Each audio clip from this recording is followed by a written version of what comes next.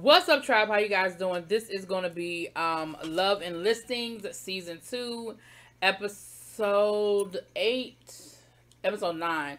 So listen, let me say this to you guys. Don't hold your breath on it being a season 3. I feel like the ratings for this aren't that great because like it looked like VH1 just threw up the last 2 episodes like whatever here, because it didn't even, my DVR didn't even pick this episode, didn't even pick up episode 9. And then yesterday, like, episode 9 and episode 10 were just in my DVR. So, I don't know, y'all. I feel like maybe it's not doing that great. But I can understand, because... So, we pick up this episode, and Taylor is doing really well. You know, she's showing a house for Ashanti. We see her... She's with Ashanti's sister on this particular, this particular house. And then later on in the episode, we see her with Ashanti. They look at the first house because Ashanti's looking to buy a West Coast house. And sister ain't feeling it. You know, the one thing Ashanti said she needed was a studio. This house has a studio, but the rest of the house is just a little... The sister feels it's a little dated. It's a little too far out from where they want to be. And all that good stuff. And, you know, Taylor was like... You know, she tried to make it work. She was a little disappointed, but she was like, it's okay. Like, I just have to keep working. I have to keep finding what she wants to see. You know, she was saying how she started with, you know, $5,000 a month leases, and she's worked her way up to $1 million homes, and that she's been doing, you know, the last couple of months for her work-wise have been really, really great. And she's just staying positive. And I will say this. I don't know what the time lapse was as far as how long they were filming. But I will say that life coach that she went to, it's clear that either two things. Either she was being really, really extra for the cameras and she brought it down, or she really, truly is working on herself. Because I can definitely, I'm enjoying Taylor better. And there were even a couple of incidents in this episode where she could have went left and she didn't. So I'm definitely enjoying it. I'm definitely enjoying it. So, then we see Jacob. Listen, I'm over Jacob. I'm over Jacob. We see him talking to his dad, and you know, he had that conversation, and he's telling his father how the guy's just trying to use him for his name, and how they using him, and he keeps bringing up this TMZ story about Ray J, and you know, I still feel like he's throwing a couple of shots at Ray J. Like somebody said they don't think they throwing shots at Ray J, but I definitely felt like he was throwing some shots at Ray J. And you know, we see him going to visit one of his dad's friends. And you know what? I'm gonna go left for a quick second. This is a friend of Suge's that they go back to high school together. Like they played football together in high school. And this man has now built this business selling legalized marijuana. And I just, every time I look at stuff like this, I can't help but marvel at the fact that we have now made an industry legal that there are people literally serving jail time for. Because I'm looking at this guy, and I don't know him, so I don't want to speak on his past. I don't know whether he was out in them streets selling drugs. I don't know. But all I can do is think that in 2020, here we are on TV, he is touting his business. He's showing us all of, you know, his grow room and all this great stuff he has going on, legally doing something that there are people who are legitimately still in jail for doing. Like, crazy, right? Anyway, but the conversation he ends up having with Jacob, you know, Jacob's telling him how hard things are because people out here using his name and people just being friends with him to get on. And listen, I feel like I had to hear that story 4 times this episode, and I'm so over it because, one, I just don't think it's true. I don't believe Ty was the one that spread that story to TMZ. Taylor already said point blank that she knows who it was, but Jacob wants to believe that it was Ty, and it is what it is. But in the conversation, this guy was like, you know, that's your name. Like, I know you got people calling you Jacob and everything, but your name is Suge. Like, you need to embrace your name. Like, your name means something. There's a legacy there. It's a...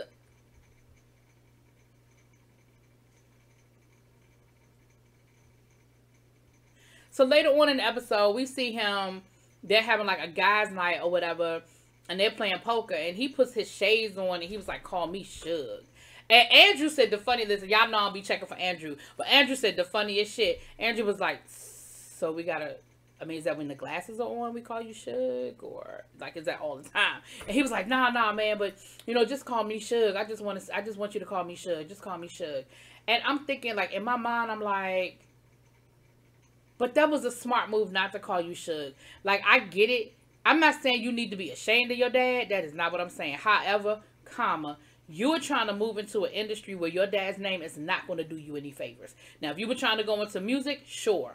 I understand that you're doing a lot of leases for rappers for music videos. Sure, that's going to probably come in handy when you're talking to rappers and you're out here trying to make deals in the music industry. But if you want to move out of the music industry and just move into a more mainstream industry, like, yes, $1 million, you know, like, the reality is you're not going to be selling no $1 million house to, or I mean a $10 million house to a corporate lawyer and be like, yo, call me Suge.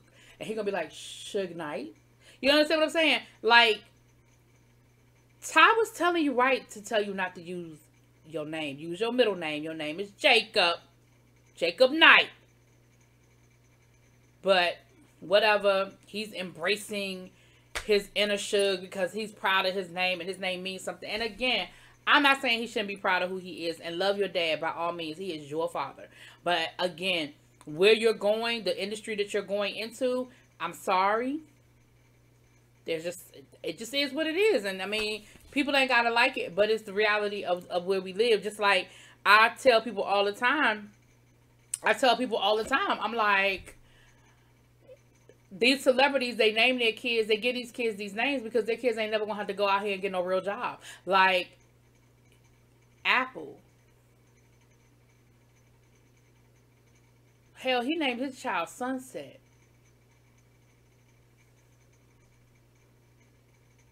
Anyway, so then we have this conversation with Sam and her sister. And listen, let me tell you something. I feel like this moment was supposed to be very heartfelt. I feel like this moment I was supposed to feel something. I was supposed to have some empathy for Sam. I was supposed to feel some kind of way about Sam.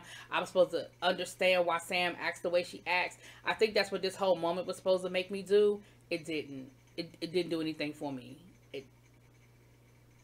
She's talking to her sister about how, you know, she thinks that the reason why she's so all over the place with her emotions and so standoffish with her emotions is because of the way she grew up, how her mom used to go out here and flirt with other people in front of them, and then her parents got divorced when she was young and it really affected her, and, you know, how, you know, she just didn't learn. Basically, she was saying she didn't learn how to be healthy with her emotions because of her mama being, I guess, loosey-goosey. I don't know.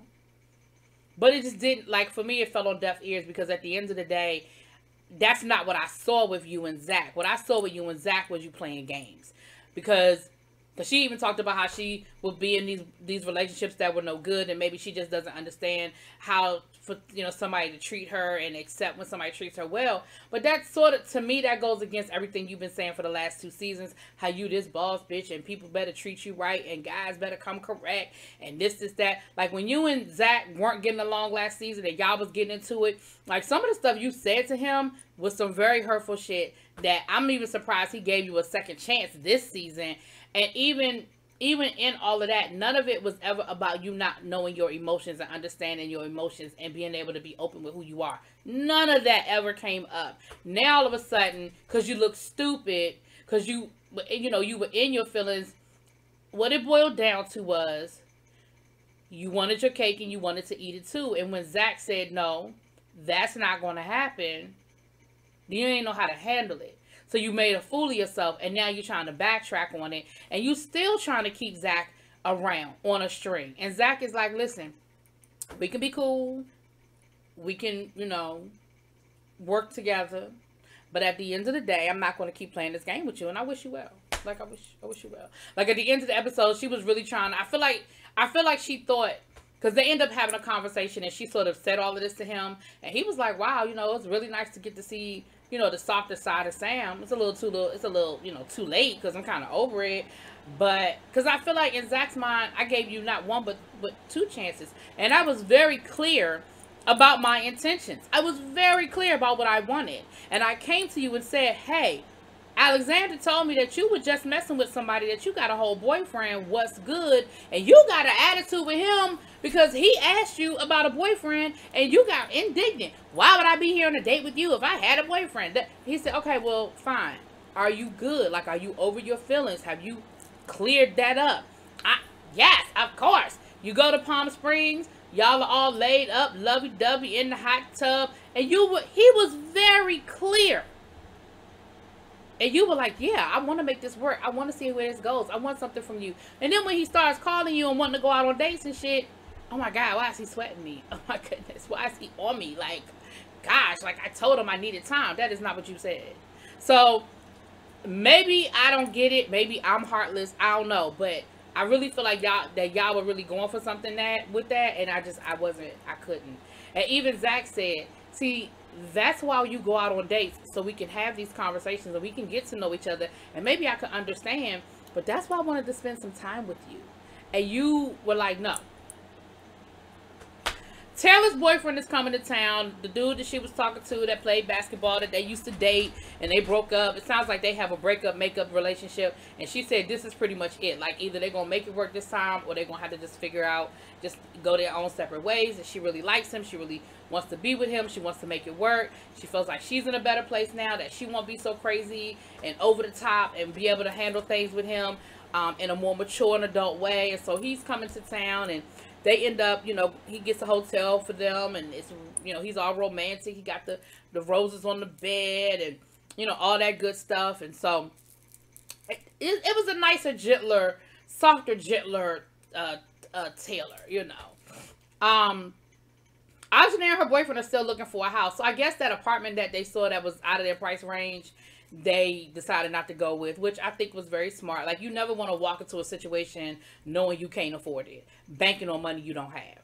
Like, especially when you are in a field like real estate where your paycheck is never the same. Like, you might get a great lump sum and then not get nothing for 2 months, or you might not, especially with like what they're doing, like that high end, like it's a great payoff. But if you don't have a consistent flow and you're not constantly closing deals, then it's sort of hard. Now, she does have a good lead on some things, and she said if this one deal goes through, she's going to get like a $50,000 lump sum. Hey, that's great. The problem is what you're going to do to come back, because she was like, well, because she's looking at apartments again that are a little bit out of their price range. And he was like, yeah, but, and she was like, yeah, but, hopefully, we can, this will lead to other things and other things, but that $50,000 might be the only thing you have for a couple of months, or you'll have $50,000 and then $2,000 or $3,000 trickling in. So you don't want to go out here and move into something you can't afford. But I'm glad to see they're in a better place. I'm glad to see they've gotten back together. The only thing I want to stop Ajane from doing is stop doubting yourself just because it's not easy. Because now she's saying, and if these don't work out, then maybe I need to just really rethink if this is what I want to do. Didn't we have that conversation last season? Did we not have that conversation last season? Like, either real estate is what you want to do and you're going to have to stay in them trenches and you're going to have to make it work and you're going to have to work it out. Or you might need to move into a different type of real estate. Maybe high-end real estate ain't your thing. I don't know. But stop being ready to walk away just because it's hard. Because it's going to be hard. Like, I don't think Eric and Zach and Alexander got where they got. It wasn't easy, Even Zach, who sort of had a foot in because of football, he said, at a certain point, I had to start building clientele outside of my football friends because you're going to run out of those. So then at the poker night, we already talked about Jacob at the poker night, but the other thing we found out at the poker night is that Andrew and his wife are trying to start a family, and that they've been going to therapy so that they can, just work on their relationship and make things better. And what it sounds like to me is I don't feel like it's, therapy can be different things. Like, you can have therapy that's proactive and you can have therapy that's reactive. And especially in relationships like marriage and stuff, I feel like some people have proactive therapy, like, hey, we're a newly married couple, we're trying to adjust, we're trying to figure some things out, versus we having some issues and we need to go talk to somebody to help us work this out. I feel like they kind of at the reactive part, because even though he said that she doesn't believe what happened with Ajane and she doesn't believe it or whatever, I kind of think maybe I kind of think their relationship probably did take a little bit of a hit. Like, they went through with the wedding, Because remember, there's a time lapse. Like, I don't think his wife may have known the full extent of what went down as far as the show was concerned until after they were already married. That's just my opinion. But now you're married and y'all got to work through it. And I guess her thing is, before we bring kids into this, we're going to work this out. So I think that's smart. Glad to see it. Again, still ain't checking for you, Andrew, because until you do right by Ajane, everything you touch is gonna damn, I fucked up the line, but y'all know what I'm saying. It's gonna crumble, okay? Because you owe her an apology, you owe her a public apology, you owe her that much to say, you know what, you were telling the truth and I was lying. You owe her that. And until you are man enough to say that, and you are man enough to give her that, I just can't fuck with you. Okay, so Sam, I talked about Sam going to talk to Zach, and Zach was like, I hear you, thanks for letting me know. This was the reason why I wanted to spend time with you, so I could find out. It's kind of a little bit too little too late. I wish you well. And you know what? I love Zach for that. I love Zach for standing by that and sticking to his guns. Because you know why? Because at a certain point, it's only but so much you can fucking do. Taylor and Brandy. Okay. I thought, remember I said in my last review, wasn't that Brandy the same one that pushed Taylor down at the thing that Taylor had this whole situation with the rest of the crew with? Because they didn't defend her. And I'm like, but they sitting here standing around like it ain't no problem. Well, we find out that in Taylor's road to reconciliation, she reached out to Brandy so that they could talk, work things out like women, and really come together and work through it. And now they're working together. And so there's an open house that they want Ashanti to come and see. And it's Brandy's listing, and Taylor's going to show Ashanti, so they're actually working together. And again, that's why I said we just see a better Taylor. Like, it was just really good. I'm glad that they were working out. I'm glad that they were able to talk through it. And yes, I'm glad that I saw what I saw and I knew what I saw. Ashanti comes through with her sister. They love the house. The house is great. Only problem is, doesn't have a studio. And that's the one thing Ashanti said she wanted, was a studio.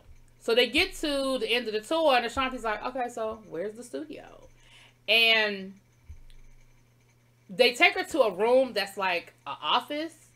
And they're like, but you could turn this into the studio, and we'll talk to the owner about taking like $50,000 off the asking price so that you kind of not really coming out of your pocket, and you could turn this room into the studio. And listen, I feel like for the purposes of the show, Ashanti was like, okay, maybe. But I think in real life, Ashanti was like, yeah, I'm not doing that. And the reason why I feel like that is for a couple of reasons. First of all, she didn't say nothing about wanting to build a studio. She said she wanted a house with a studio. And I'm sure that in LA, you can find any number of houses that already has a damn studio. Two, you say, well, we'll take $50,000 off the asking price so that it's not really coming out your pocket. Boy, bye. Ashanti, listen, if Ashanti really is buying this house, she ain't about to pay for a lump sum here. She paying a mortgage, which means that she ain't coming out her pocket with no $50,000 on the front end like she would to build a brand new studio. And I'm sure a studio costs way more than damn $50,000. I mean, I'm just going out on a limb and saying that I think a brand new studio that you got to put everything in, soundproof, boards, equipment, all that shit, is going to cost more than $50,000. Number three, if she wanted to build a studio, she would have said, bring me a house that has a room that would be great for a studio. So I don't feel like, I mean, I get it too. Sometimes everything else fits except for that. Like, I get it.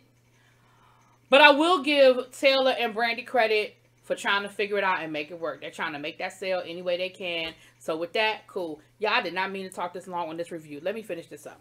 So last but not least, we got an open house, and all the gang's all here. Everybody's at the open house. Sarah and everybody's there. And we find out that Andrew is, that's when the rest of the ladies find out that Andrew's doing therapy. They automatically assume that means that he was cheating. Sarah was like, well, no, I think that means, at first she said it like she knew. And then she was like, well, no, I mean, don't you think that means he's cheating? And Ajane was like, see, I thought you knew something. Don't put me in it. Don't put it out there. You know what? At the end of the day, I don't even care because I'm over it and I'm over him. Boom. Then we see Taylor talk to Jacob and they work things out. See, the thing about Taylor and Jacob, Taylor don't give Jacob the same sort of heat because they're friends in real life. Like, I think some of these people are together for the purposes of the show. They weren't friends before the show. But Taylor and Jacob were friends before the show. They're friends in real life. They go back to high school together. And so they were able to talk it out. And he apologized for, you know, taking his anger out on her. And again, I think this is a testament to Taylor's growth, that she was able to have the conversation with him without popping off, without cussing him out, without getting loud, you know. And then Zach was outside having a conversation. Samantha shows up. Now, Samantha ain't speak to Ajane and Sarah. At least not yet. I don't know if he speaks to her in the second half of this episode, but Sam goes out to talk to Zach. And I think, again, I feel like Sam is trying to talk to Zach about them, and Zach is just not here for it. Like, she starts off with a business about the house that they were trying to sell together, and he was like, oh, no, I saw basically that house is in escrow, like, because the last thing he said to her was, well, my client's not budging, like, they've gone down as low as they're going to go down. They've appraised the house. They know what the house is worth. They're willing to wait until they can get the offer in that price range. Samantha was like, okay, well, you know, you didn't have any other offers. So, like, take it or leave it. And he was like, oh, no, we got another call. We got a better offer. And so we in escrow. And she was just kind of like, oh, okay, cool. And he was like, anything else? Did you need something else? And I feel like Sam is wanting... I feel like Sam thought that she could go have this conversation with, Zach, and Zach would be like, oh, okay, well, let's try this again. And I think Zach is just over it. I think he's like, listen, I wish you the best. Hope you find what you're looking for, but I'm good. Now, I don't know, but in that moment, that's where he was. Now, we're going to see. We got the finale coming up. We're going to see where he was at the finale. Anyway, y'all let me know what y'all think. I ain't mean to talk this long. Talk to y'all later. Peace.